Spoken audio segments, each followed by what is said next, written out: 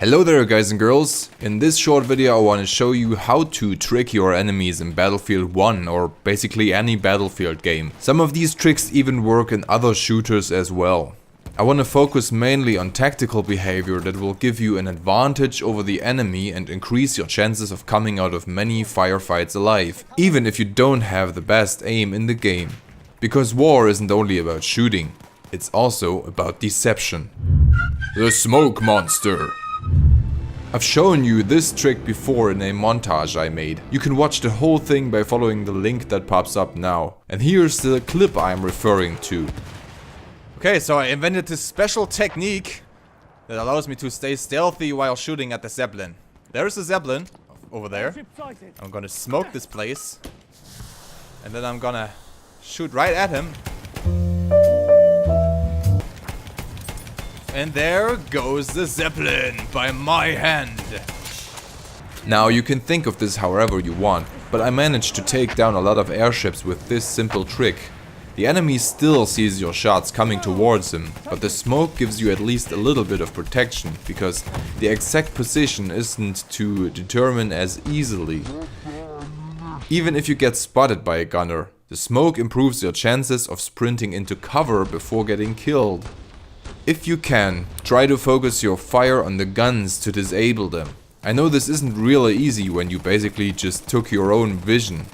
But even if you're just blind firing at the blimp, you're really helping your team out in killing the behemoth. Also, you can always try to just step out of the smoke or wait till it clears a little to check if you're still firing in the right direction. Just don't come across me because I know these tricks. Caught him! Haha, through the smoke, man. The Michael Phelps.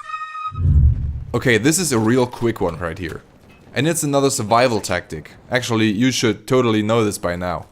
If you need to cross a body of water real quick, start a bayonet charge just before you enter the deep water. That way you will swim at full sprinting speed and won't be vulnerable to gunfire as much. What you might not know is that this trick also works if you jump from a higher position into the water. This will make you dive underwater for a second and protect you even better. So if you haven't already, the Michael Phelps is a great technique that you should practice all the time. Speaking of time, here's a comparison what happens when the body of water is too wide. You will get the same penalty in speed as if you were on land after a bayonet charge. The more you know. Tango with a tank. This is an interesting tactic that works defensively in two different situations. The first situation is when you have a friendly tank near you on an open field. Let's say this tank is already fully manned or you don't want to enter the tank for some reason. Still, this vehicle can help you to get across wide open areas with no visual or hard cover at all. If the tank driver is a smart player, he will eventually not camp around, but push forward to the objective. Your only task is now to do it like the actual soldiers in the war. Hug the tank and move along with it. Now you might say that a tank is a desirable and even easy target for other players, especially planes and other tanks. That's correct. But I've found that it increases your chances of survival massively, because at least you are not that visible to snipers and those pesky guys who waste their tank rockets on infantry. Yeah, I'm looking at you, Peter. Fuck you. And also, if the tank is the more desirable target, it will draw the attention away from you.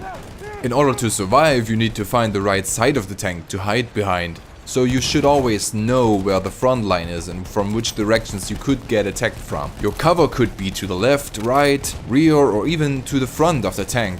And this is dynamic, so if the tank makes a turn, you need to adjust your cover. Of course, you don't need to be purely defensive. Often tanks stop and give you a nice position to fight other infantry from.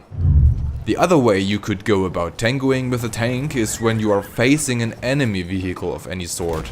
If you are unable to combat the threat effectively, you should retreat or hide. There are multiple ways to do that. A mistake many players make is to retreat with their backs to the front line.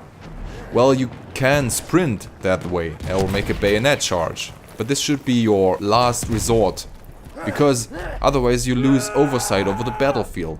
This is why I like to walk backwards to the next cover. Do not moonwalk away from me. Do not.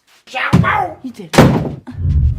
This way I can make sure that I always walk in a way that leaves hard or visual cover between me and the threat. Backing off in a straight line like this can really help. Of course, this mostly works in cases when the tank driver hasn't seen you yet. Just like it was in this case where I had to dive into a bomb crater to hide from a tank. But it really worked, so if the retreating tango didn't work, just make yourself as flat as a flounder. So yeah, I hope you enjoyed those tactical tips for Battlefield and I hope you can apply them in your daily gaming routine. Thank you for watching. One over. That was funny. Over.